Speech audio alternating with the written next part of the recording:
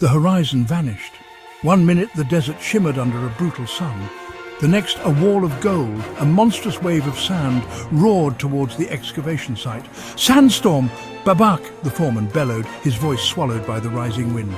Workers, dwarfed by the massive skeleton they were unearthing, scrambled, their shadows swallowed by the approaching gloom. The sandstorm hit like a thunderclap. Day turned to night in an instant.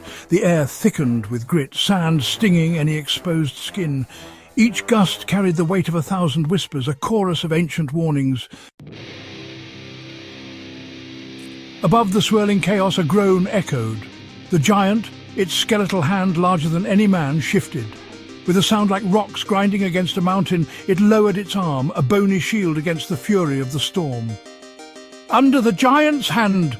Babak roared, his words snatched by the wind. Workers, their faces now masks of sand and fear, sprinted for the meagre protection offered by the giant's skeletal fingers. The giant's hand was a haven, a miraculously still space in the heart of the storm. Sand lashed against bone, a deafening barrage, yet beneath the giant's skeletal fingers there was a fragile peace. But the storm was a hungry beast.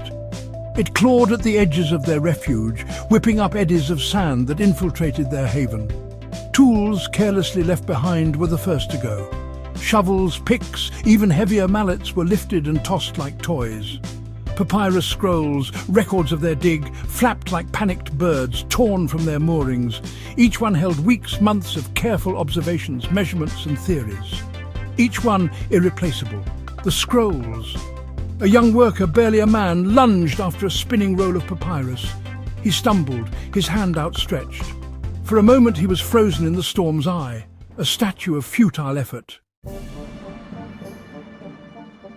Babak, his face a mask of grim determination, hauled the young man back, a gruff command lost in the roar. They could replace tools, even precious ones. A life once lost to the desert's fury could not be reclaimed. The giant's hand, their only protection in this swirling vortex of anger, trembled. A low groan, a sound of ancient pain echoed around them. The storm was testing even the giant's might. The storm raged on, swallowing the dig site, the giant and the huddled workers. The desert, reclaiming what was once hers, was a vast, unknowable sea of sand.